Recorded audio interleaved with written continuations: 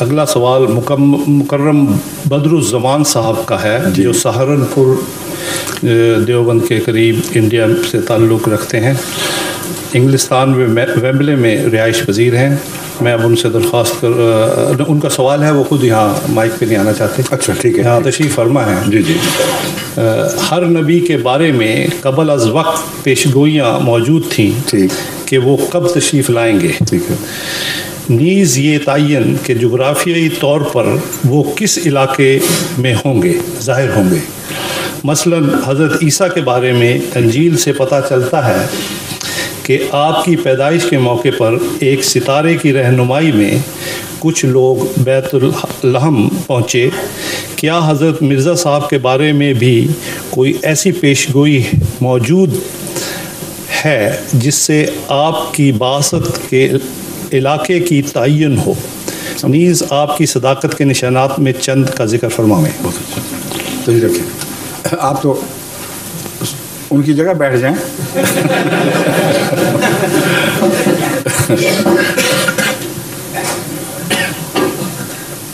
جیسی انہوں نے روایت بائبل کی پیش فرمائی ہے، ویسی کوئی پیشگوئی حضرت مسیح علیہ السلام کے متعلق نہیں، نہ وہ پیشگوئی مسیح کے متعلق کبھی تھی۔ یہ فرضی قصے بعد میں عیسائیوں نے بنائے ہوئے ہیں، ان کی کوئی دلیل نہیں، اور انبیاء کی تاریخ سے متصادم بات پیش کرتے ہیں، اور ایسی بات پیش کرتے ہیں جو عقلاً ناممکن ہے۔ کوئی ذی ہوش آدمی اس پیشگوئی کو خدا کی طرف سے تسلیم کر ہی نہیں سکتا، کیونکہ وہ یہ بیان کرتے ہیں کہ وہ ستارہ پرست لوگ ستارہ دیکھتے ہوئے اس کے پیچھے پیچھے چلے تھے۔ اب چاند نکلے تو آپ جتنا مرضی چلیں، چاند ساتھ ساتھ ہی چلتا ہے، اور جہاں ٹھہر جائے وہیں چاند ٹھہر جائے گا۔ کبھی چاند کا نشانہ کسی گھر پہ بھی ڈالا ہے آپ نے؟ اور وہ ستارہ اس گھر پر کھڑا ہو گیا جس گھر میں مسیح پیدا ہوئے تھے، اور انہوں نے جا کے بات کی تو پتہ لگا ہاں بچہ موجود ہے، یہ وہی ہے۔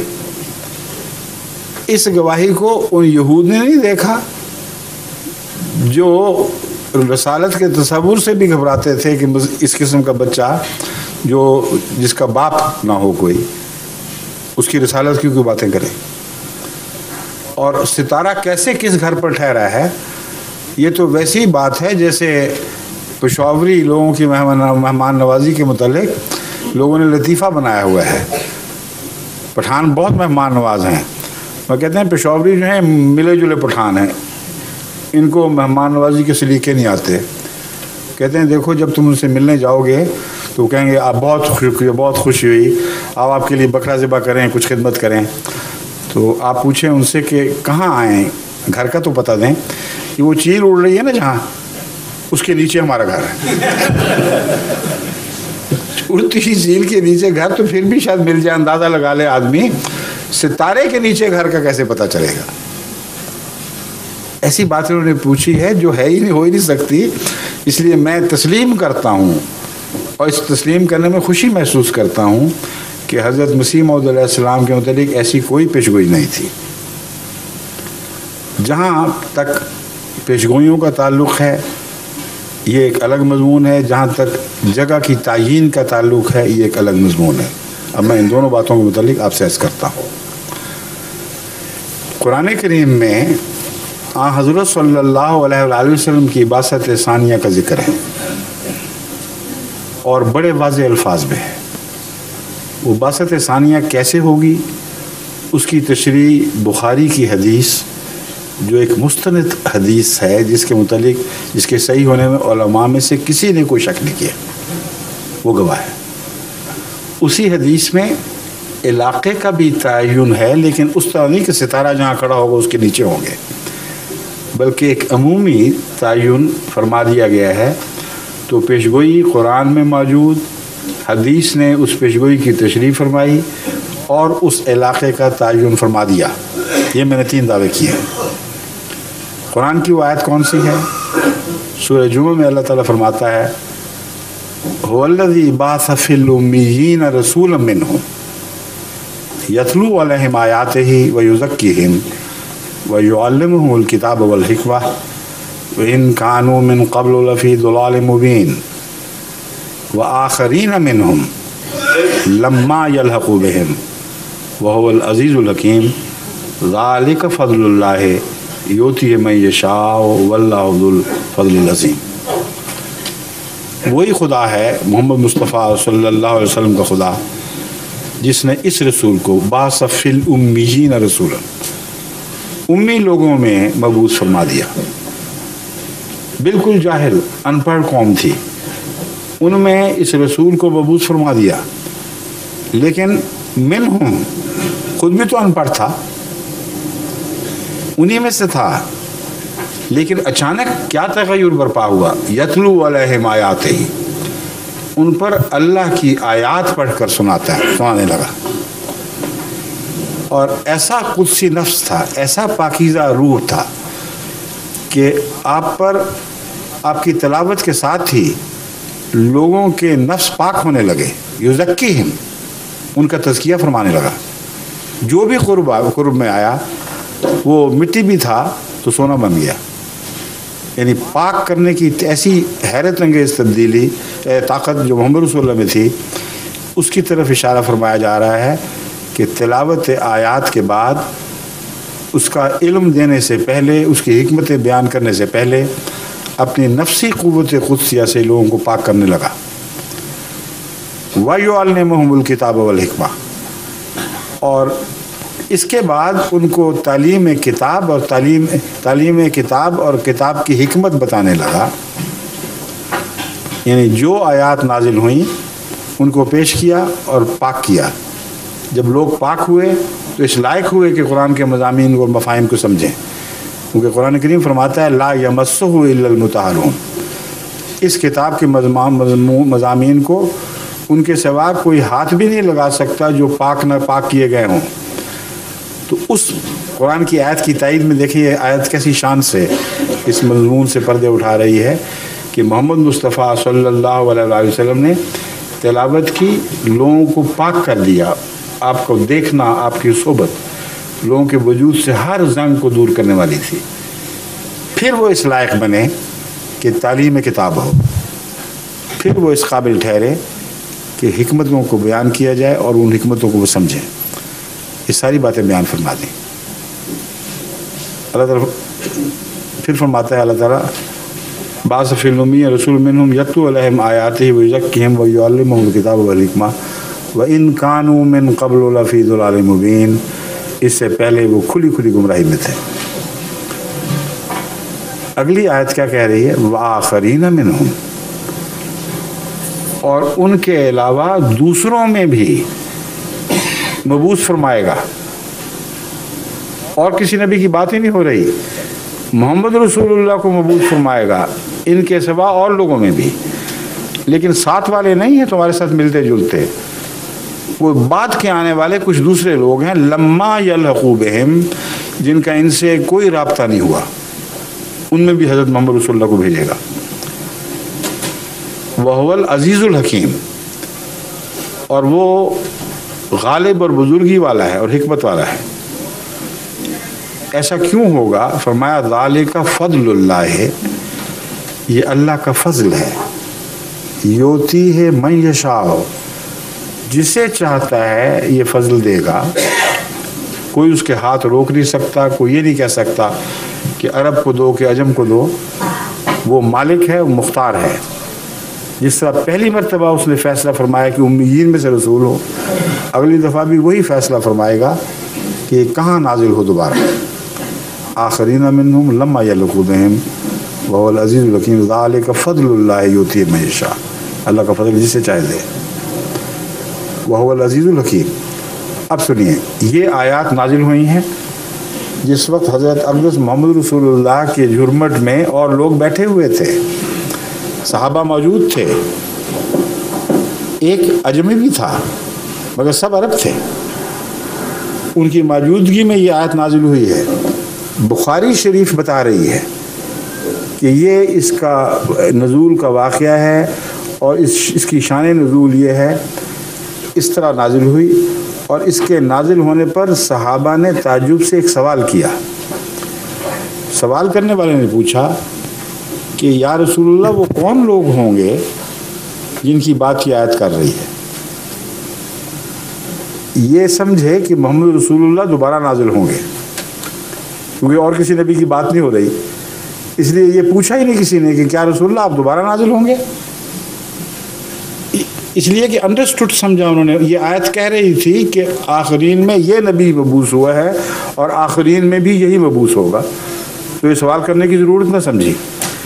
فرمایا وہ کون لوگ ہوں گے، وہ کون سے آخرین ہیں جن کی بات ہو رہی ہے.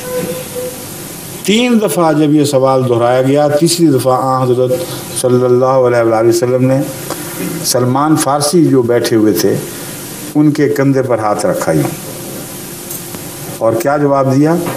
لو کان الایمان عند الثریا لنالہ رجل من ہؤلاء. اور دوسری روایت میں رجال من ہؤلاء، ایک مرد کی بات نہیں، کئی ایسے مرد پاک ہوں گے جو یہ کام کریں گے. بس اس آیت کا یہ مطلب ہے. اب کیا آن حضرت صلی اللہ علیہ وآلہ وسلم سے بڑھ کر قرآن کی واضح آیات کی تشریح کوئی اور دنیا میں کر سکتا ہے؟ اور وہ تشریح جسے بخاری نے محفوظ کیا ہو، وہ تشریح جس پر نہ سنی نے اعتراض کیا نہ شیعہ نے اعتراض کیا. اور یہ تشریح ہے کیا، یہ بھی تو سوچیں. فرماتے ہیں لو کان الایمان عند الثریا، یعنی یہ واقعہ اس زمانے کا ہے، اس زمانے میں ہوگا جب کہ عملاً ایمان دنیا سے اٹھ جائے گا. اگر سریا پر بھی جا پہنچا، لنالہ رجل من ہؤلاء، اسے سریا سے واپس لے آئے گا ایک شخص جو ان لوگوں میں سے ہوگا.